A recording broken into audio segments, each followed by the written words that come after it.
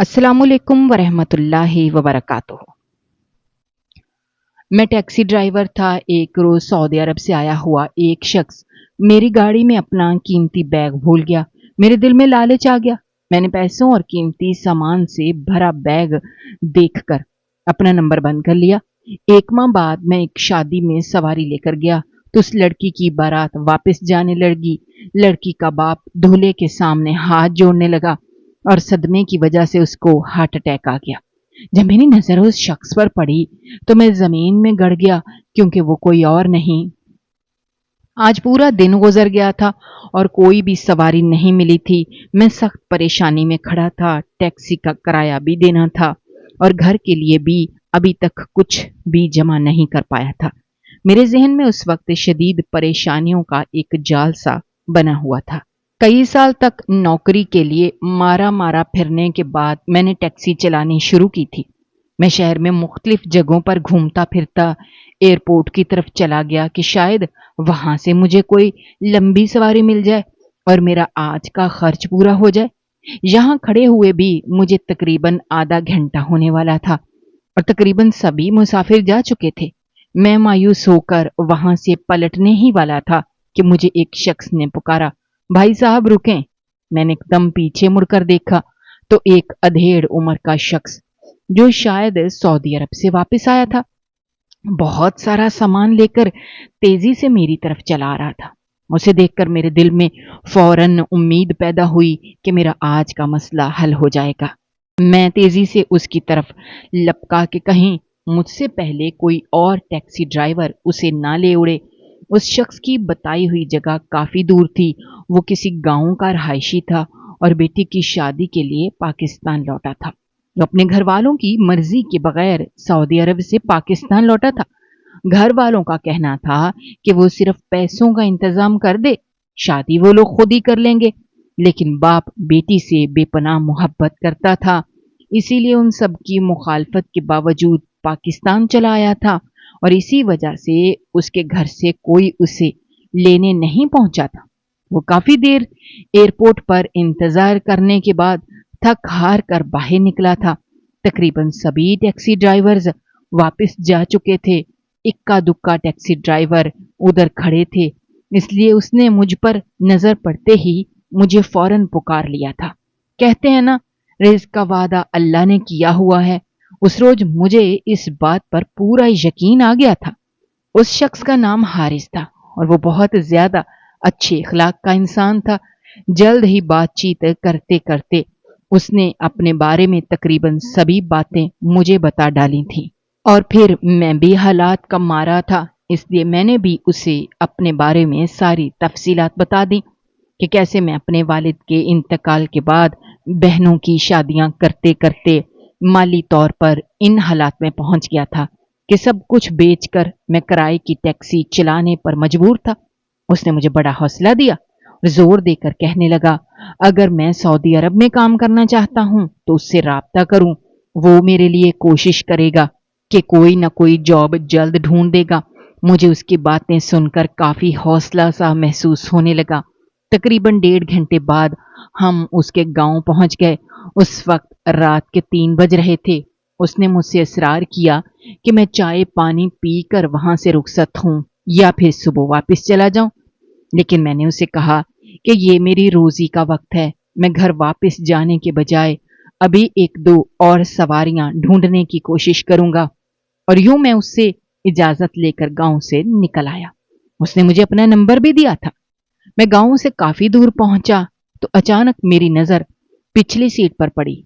मैं ये देखकर हैरान रह गया कि हाथ में पकड़ा हुआ उसका पर्स तो गाड़ी की पिछली सीट पर ही रह गया था। असूलन तो मुझे फौरन वापस उसके गांव जाकर उसे पर्स लौटाना चाहिए था, लेकिन उस वक्त मुझ पर शैतान हावी हुआ और मैंने हाथ बढ़ाकर पिछली सीट से पर्स उठाया। जैसे ही उसे खोलकर देखा तो उसमें भारी मलकियत की रकम थी। मेरे हाथ एकदम से कांपने लगे थे। दिल ही दिल में ये हिसाब किताब लगाने लग गया कि अगर ये रकम मैं अपने इस्तेमाल में लाऊं तो मेरे तकरीबन तमाम मसाइल हल हो जाएंगे। एक तरफ मेरे दिल की ये हालत थी कि मैं बार बार सोच रहा था کہ اس नेक इंसान को फोन करके बता दूं कि उसका पर्स मेरे पास है, लेकिन लालच की वजह से मैंने ऐसा नहीं किया और मैंने अपनी जेब में मौजूद अपना मोबाइल फोन भी बंद कर डाला। मैंने जिंदगी में पहली बार इस तरह की हरकत की थी, इसलिए खौफ और शर्मिंदगी की वजह से मेरे माथे पर बार बार पसीना उबर रहा था। मैं सीधा घर पहुंचा। मेरी अम्मी अभी भी मेरे इंतजार में जाग रही थी। अम्मी ने पुरुमीद नजरों से मेरी तरफ देखा, क्योंकि सुबह मकान का किराया देना था। मैंने उनको तसल्ली दी और वो खाना गर्म करने चल दी। मेरे अब्बा कपड़े की दुकान चलाते थे, अच्छा गुजारा हो जाता था। अपने बहन भाइयों की सारी जिम्मेदारी निभाते हुए जिंदगी गुजारी थी। अचानक हमारे माली हालात खराब हुए तो चचा और पुप्पो लोगों ने अपनी नजरें बदल ली। मेरी 3 बहनें थीं और मैं सबसे बड़ा था। मैंने उस वक्त भी कोशिश की कि कोई छोटी मोटी जॉब ढूंढकर अब्बू का हाथ बटा सकूं, लेकिन मैं कामयाब ना हो सका। कर्ज खाहों ने अब्बू को इतना परेशान किया कि वो दिल के मरीज बन गए। इस मौके पर उनके बहन भाइयों ने आबाई मकान बेचने के लिए एक दूसरे से सलाह की और सब कुछ जानते बूझते हुए भी उन्होंने हम पर किसी किस्म का रहम नहीं खाया। जैसे ही घर बिका, जो हिस्सा हमें मिला, हमें मार्केट में कर्ज खाहों को देना पड़ा और यूं हम बिल्कुल खाली हाथ रह गए। इन हालात को देखकर एक रोज अब्बू को शदीद किस्म का हार्ट अटैक हुआ और वो हम सबको छोड़कर एकदम दुनिया से चले गए। हम उस वक्त किराए के एक छोटे से घर में रहायश रखते थे। मेरे लिए वक्त इतना मुश्किल था कि मुझे अपने घर वालों को संभालना किसी क़यामत से कम नहीं लग रहा था। वो बहनें जो अब्बू की सबसे ज्यादा लाडली थीं, एकदम से यतीमी का सदमा उठाकर बिल्कुल गुमसुम हो गईं। और अम्मी, जिन्होंने हमेशा अपने ससुरालियों की खिदमत की थी, वो उनके बदलते हुए तेवर देखकर ब्लड प्रेशर की मरीजा बन गई। अच्छे वक्तों में अम्मी के पास सोने के काफी जेवरात थे और अम्मी ने अपनी बचत से 2 प्लाट लेकर भी एक तरफ रखे हुए थे। मुझे मेरे मामू ने मशवरा दिया कि घर के हालात जिस तरह से बिगड़ रहे हैं, मुझे जल्द अज जल्द अपनी बहनों की शादियां कर देनी चाहिए। अम्मी को भी ये बात दिल में लगी।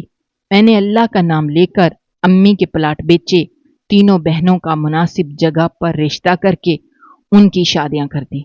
खुदा का शुक्र है, मेरे बहनोई लालची फितरत के नहीं निकले और अब मैं किराए पर ये टैक्सी चलाकर अपना और अम्मी का खर्च पूरा कर रहा था।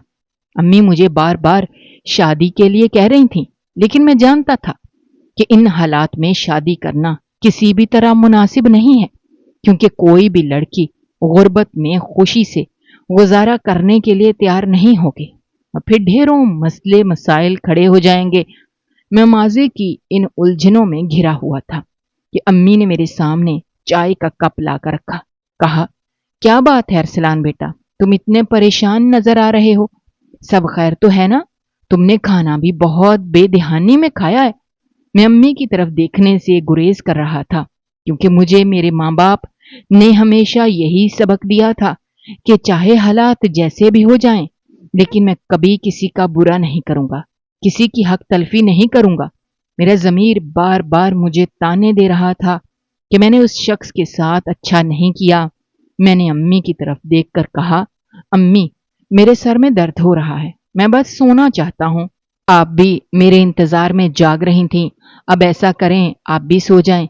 अम्मी भी जाकर अपने कमरे में सो गईं और मैं भी सोने की कोशिश करने लगा और जल्दी मुझे नींद भी आ गई।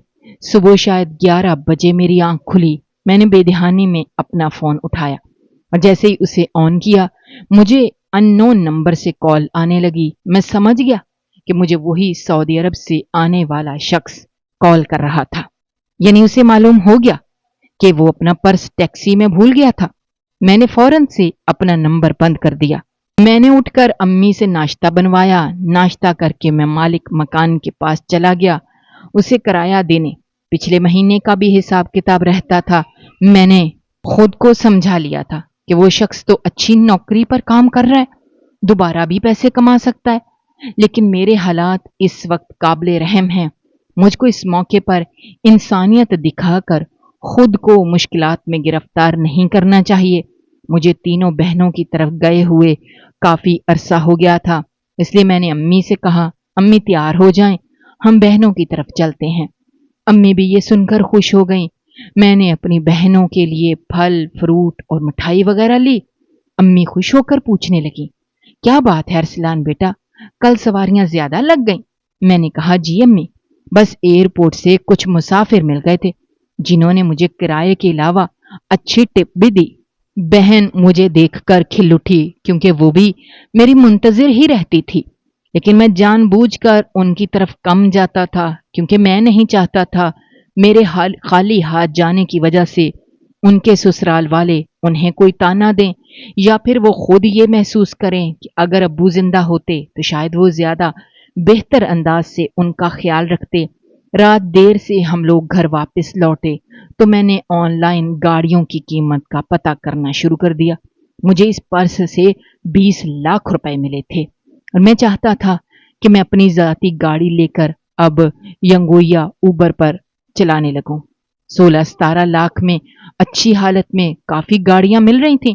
میں نے ایک آلٹو پسند کر لی۔ میں نے سوچ لیا تھا اگر امی نے مجھے اس بارے میں کچھ پوچھا تو میں کہہ دوں گا کہ میرے ایک دوست نے مجھے یہ گاڑی لے کر دی ہے اور کہا ہے کہ میں اسے کرایہ نہ دوں بلکہ گاڑی چلا چلا کر ہی گاڑی کی قیمت پوری کر دوں، اور پھر اگلے روز میں اپنی گاڑی لینے کا خواب پورا کر چکا تھا۔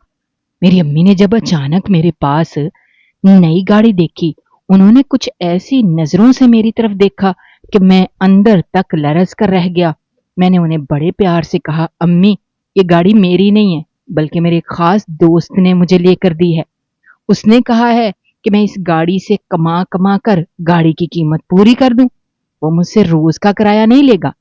امی یہ سن کر کافی حیران ہوئیں اور کہنے لگیں، تمہارا ایسا کوئی دوست ہے جسے میں نہیں جانتی؟ میں نے انہیں اپنی طرف سے مطمئن کر دیا۔ میری نئی گاڑی کی وجہ سے اب مجھے شادیوں میں گاڑی کی بکنگ ملنے لگی تھی۔ میں دوسرے ڈرائیور سے کچھ کم کرایہ طے کرتا تھا۔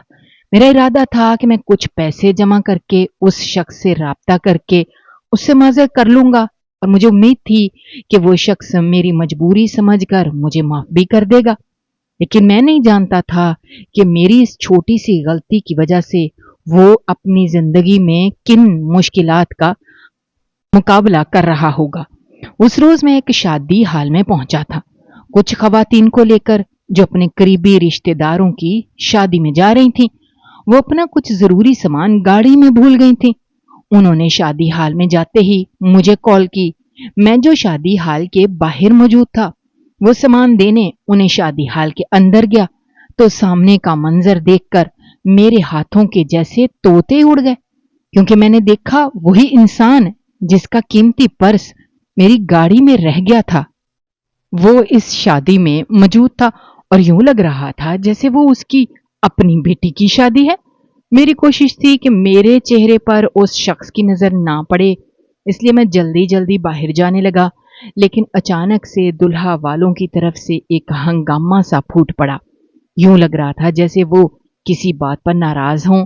وہ شخص اب باقاعدہ ان کے سامنے ہاتھ جوڑ کر معافی مانگ رہا تھا۔ میرے دل میں تجسس پیدا ہوا تو میں ایک طرف کھڑے ہو کر چھپ کر سارا منظر دیکھنے لگا۔ سارے مہمان حیرت سے ایک دوسرے کی جانب دیکھ رہے تھے۔ لڑکے کی ماں کا کہنا تھا کہ دلہن کے باپ نے وعدہ خلافی کی ہے، انہوں نے تو اپنی ڈیمانڈ شادی سے پہلے بتا دی تھی۔ اس شخص کا کہنا تھا کہ وہ وعدہ خلافی نہیں کر رہا، لیکن کسی مجبوری کی وجہ سے وہ ان کی فرمائش پوری نہیں کر پایا، اور وہ وعدہ کر رہا تھا کہ 1 سال کے اندر اندر وہ ان کی یہ فرمائش پوری کر دے گا۔ میں نے شادی حال پر نظر دوڑائی۔ سبھی لوگ اس بات پر دکھ کا اظہار کر رہے تھے کہ بیچارہ ساری عمر پردیس میں گزار کر بھی اپنی بڑی بیٹی کی شادی اچھے طریقے سے نہیں کر پایا۔ میرے دیکھتے ہی دیکھتے لڑکی کے سسرال والوں کی طرف سے ہنگامہ اتنا بڑھا کہ وہ لوگ بارات واپس لے جانے کی بات کرنے لگے۔ اس موقع پر سب سے تکلیف دہ منظر جو میری آنکھوں نے دیکھا کہ اس چھوٹی سی معصوم لڑکی نے جو دلہن بنی ہوئی تھی اور کسی اپسرا سے کم نہیں لگ رہی تھی، رونا شروع کر دیا، اور بیٹی کی طرف دیکھ کر باپ نے اپنی پگڑی اتار کر لڑکے کی ماں کی قدموں میں رکھ دی۔ لیکن وہ ظالم عورت پورے شادی حال کے سامنے اس کی عزت کا تماشا بناتے ہوئے اپنے بیٹے اور بارات کو لے کر وہاں سے واپس لوٹ گئی۔ وہ شخص اب دھاڑے مار مار کر رو رہا تھا۔ اس کے کچھ رشتے دار تو اسے سنبھالنے کی کوشش کر رہے تھے اور کچھ ایسے بھی تھے جو اس موقع پر بھی اسے باتیں سنانے سے باز نہیں آ رہے تھے۔ سارے مہمان افسوس کرتے ہوئے اٹھ کر جانے لگے۔ لاکھوں روپے کی تیاریوں پر ایک دم سے پانی پھر گیا تھا۔ ایک عورت سے پوچھا تو اس نے بتایا لڑکے کی ماں نے شادی کے موقع پر 30 لاکھ نقد کی ڈیمانڈ کی تھی اور لڑکی کے باپ نے وعدہ کیا تھا کہ وہ ان کی یہ ڈیمانڈ ضرور پوری کرے گا، لیکن اب لڑکی کا باپ کہہ رہا ہے کہ اس کے پاس صرف 10 لاکھ روپے ہیں اور 20 لاکھ وہ جلد از جلد انہیں دے دے گا۔ اس بات پر نکاح سے کچھ دیر پہلے ہنگامہ ہوا اور بارات واپس چلی گئی۔ میرا دل جیسے اچھل کر حلق میں آ گیا۔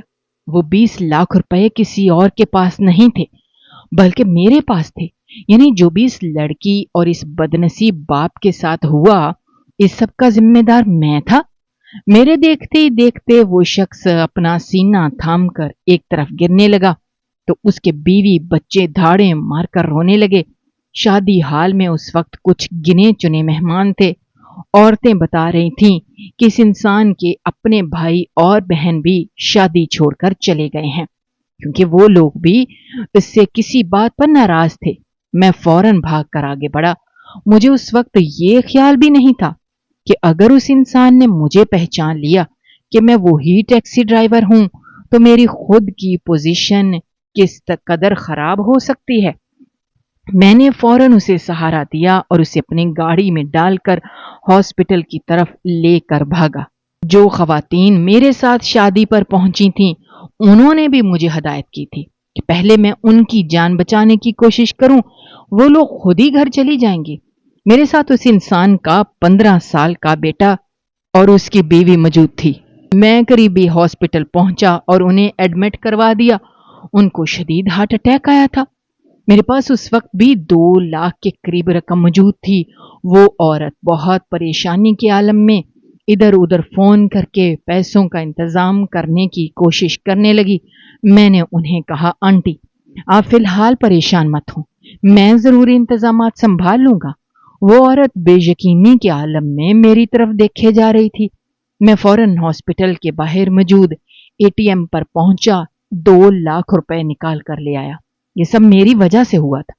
میں دل ہی دل میں خدا سے التجا کر رہا تھا، یا اللہ اس شخص کی جان بخش دینا، ورنہ ساری عمر کے لیے میں 3 چھوٹے چھوٹے معصوم بچوں کا مجرم بن جاؤں گا۔ کئی گھنٹے کے علاج معالجے کے بعد ڈاکٹرز نے بتایا کہ اب وہ مریض کی حالت خطرے سے باہر ہے، تو میں نے اللہ کا شکر ادا کیا۔ وہ چھوٹا لڑکا جو اپنے باپ کی وجہ سے شدید پریشان تھا، وہ بھاگ کر مجھ تک پہنچا اور مجھ سے لپٹ گیا۔ وہ لوگ مجھے کوئی مسیحا یا فرشتہ سمجھ رہے تھے، لیکن میں اپنی حقیقت سے شرمندہ تھا۔ آج اس معصوم لڑکی کی شادی ٹوٹنے کا ذمہ دار بھی میں تھا۔ میرا دل چاہا میں اس خاندان کو وہ پیسے پکڑا کر وہاں سے چپکے سے نکل جاؤں، لیکن نہ جانے کیوں میں ایسا نہیں کر سکا۔ حارث کی بیوی کا نام نجمہ تھا اور وہ بہت سیدھی سادی سی عورت تھی۔ وہ بار بار میرا شکریہ ادا کر رہی تھی۔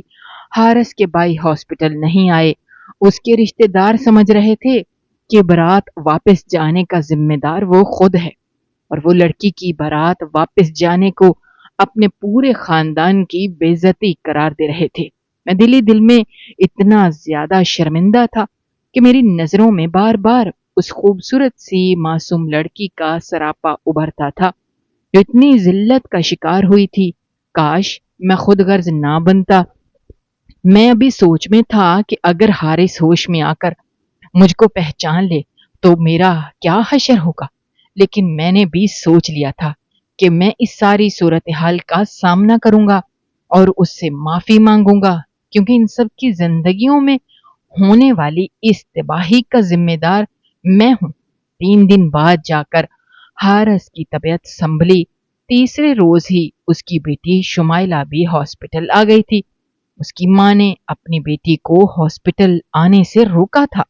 وہ نہیں چاہتی تھی کہ باپ کو اتنی تکلیف میں دیکھ کر بیٹیاں بھی اپنا حوصلہ کھو بیٹھیں، اور حارث خود بھی ایک بار پھر سے ہمت ہار بیٹھے۔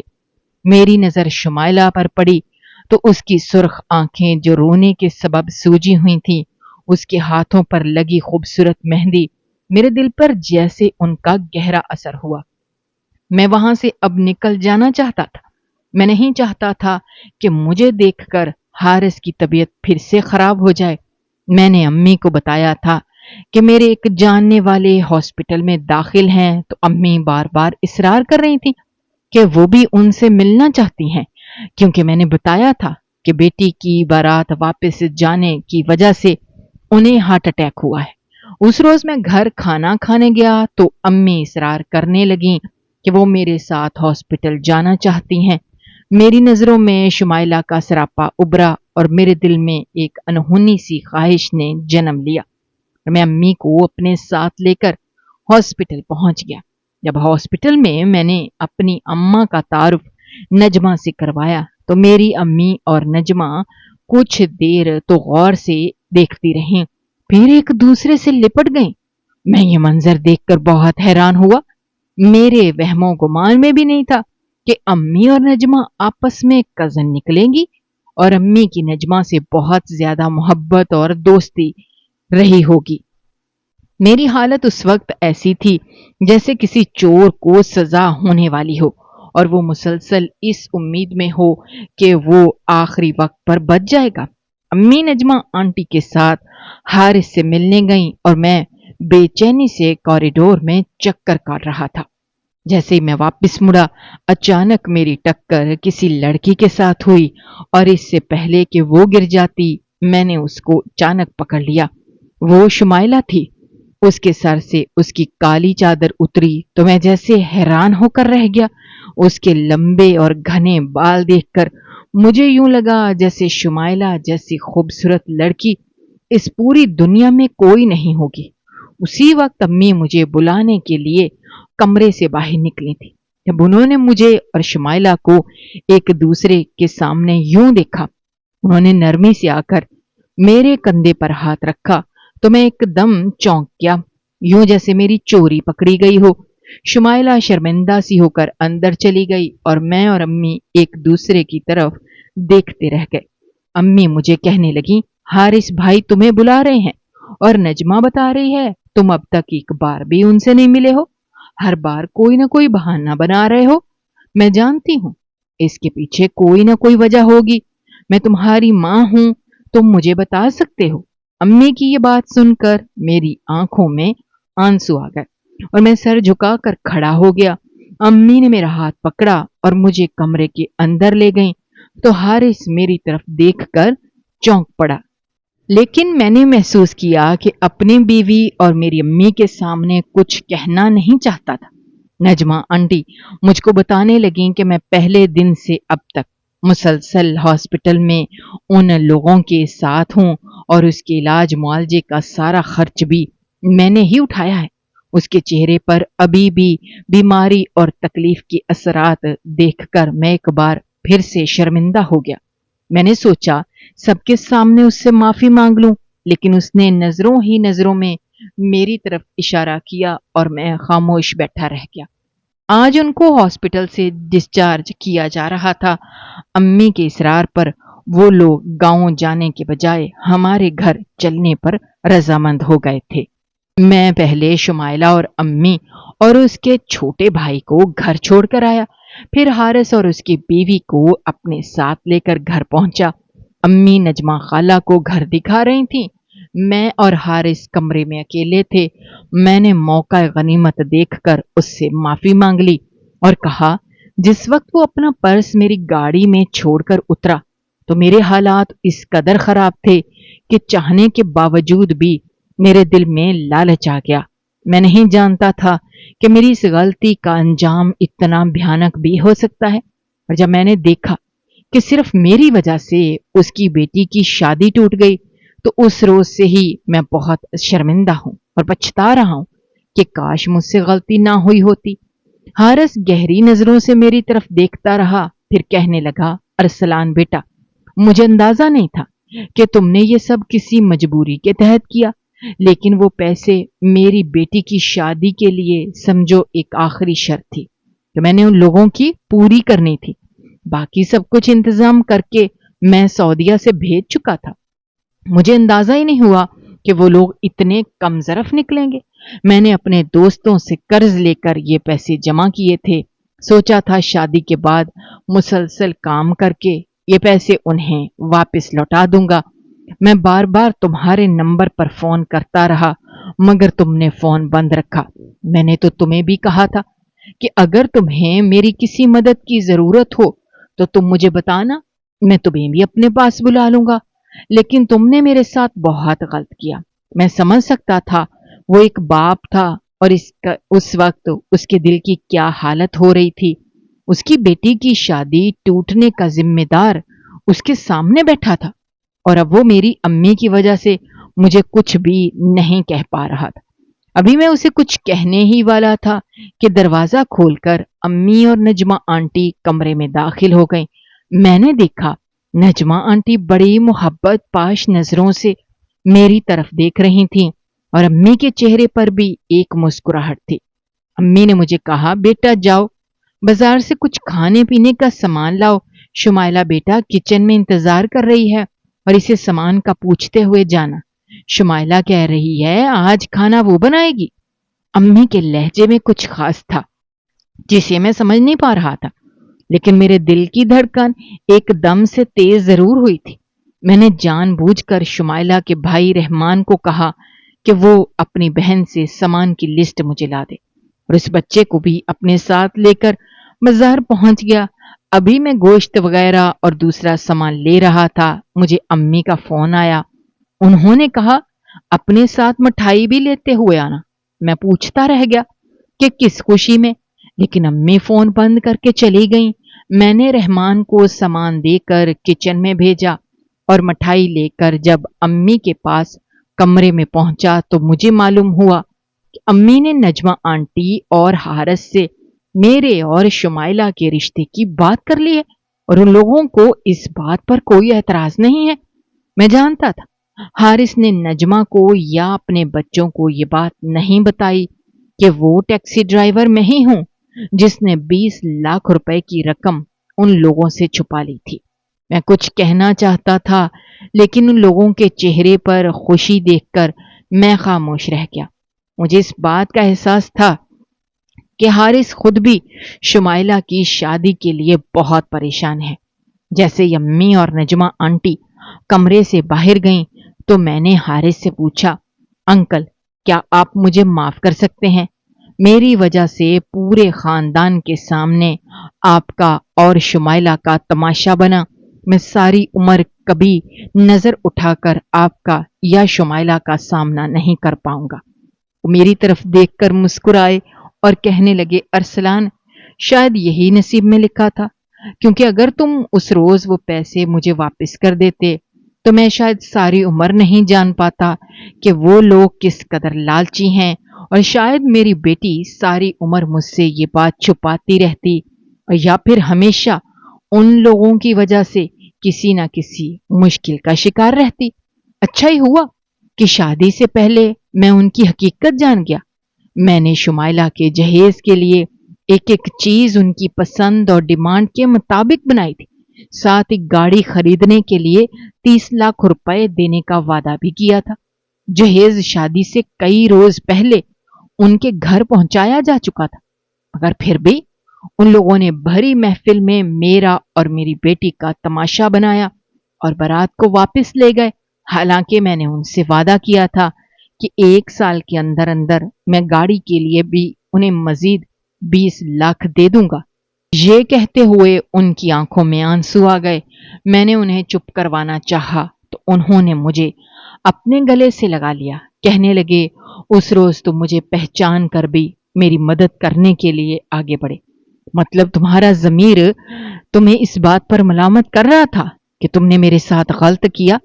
میں نے ساری عمر اپنے بہن بھائیوں پر خرچ کیا تھا، لیکن اس وقت کسی نے بھی میرا ساتھ دینے کی کوشش نہ کی، और अगर तुम मुझे बर वक्त हॉस्पिटल ना पहुंचाते तो शायद इस रोज मेरे बच्चे भी यतीम हो जाते, क्योंकि नजमा को तो कुछ भी मालूम नहीं। रहमान अभी बहुत छोटा है। शुमाइला ने तालीम तो हासिल की है, लेकिन अभी वो ज़हनी तौर पर बच्ची है, और किरण तो अभी बहुत छोटी है। मैं इनकी सूरत हाल समझ सकता था, क्योंकि जब मेरे वालिद का इंतकाल हुआ तो मैं कमोबेश ऐसे ही हालात से गुजरा था। रिश्तेदारों ने हमारे पांवों के नीचे से जिस तरह जमीन खींची थी, मैं अब तक भूला नहीं था। वो तो अच्छे वक्तों में अम्मी के लिए गए प्लाट थे, जिनकी वजह से बहनों की मुनासिब उम्र में और सही टाइम पर शादी हो गई, वरना आज वो भी मेरे साथ इन्हीं मुश्किलात का शिकार हो रही होती। हारिस अंकल ने मुझे कहा कि वो कभी किसी से जिक्र नहीं करेंगे कि वो टैक्सी ड्राइवर मैं था।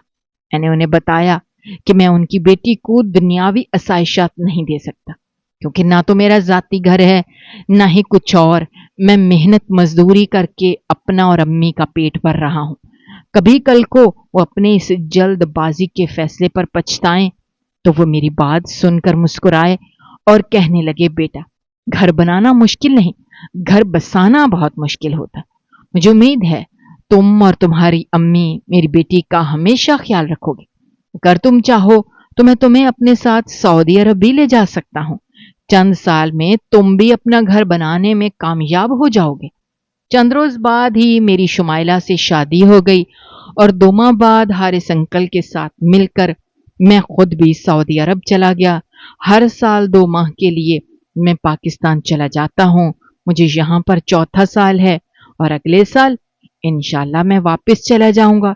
इन 4 सालों में मैंने अपना घर भी बना लिया है, और मैं अपने जाती कारोबार के लिए पैसे जमा कर रहा हूँ।